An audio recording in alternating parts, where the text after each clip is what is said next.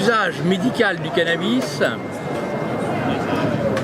ne voit pas d'obstacle, parce que c'est extrêmement utile pour des maladies comme l'épilepsie. Le glaucome, qui est une maladie des yeux qui entraîne la cécité, est extrêmement sensible au cannabis.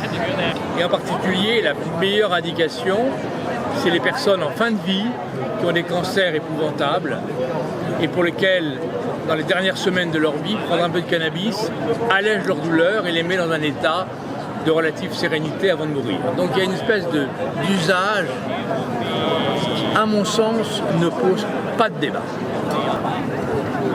Le cannabis, dans son usage, est infiniment moins dangereux, même sur le plan économique.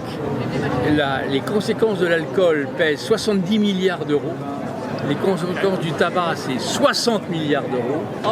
Les conséquences de l'usage des drogues, toutes confondues, héroïne, 7 milliards. Donc on voit que sur un plan purement économique, on a tout faux. Le cannabis, c'est considéré comme une déviation criminelle, une déviation dans les familles. Les enfants peuvent fumer des cigarettes à 14 ans, s'ils prennent du cannabis, c'est épouvantable.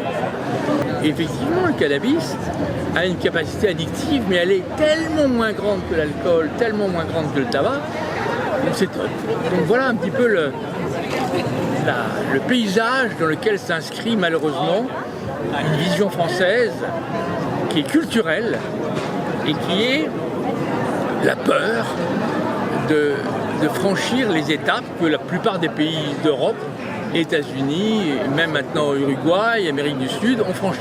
Je trouve que sur les coups de nos arguments, on se dit pourquoi cette question pose encore problème finalement, et donc selon vous, qu'est-ce qui manque pour qu'il y ait une crise ? Il manque le courage, parce que les familles, les Français, n'ayant aucune connaissance de ce sujet, ont peur. Ils se disent, si mes enfants prennent du cannabis, si le cannabis, il est diabolisé. Et c'est quand même étrange que l'ensemble des scientifiques du monde entier qui viennent à Paris, qui disent ce n'est pas dangereux, il faut arrêter de pénaliser le cannabis.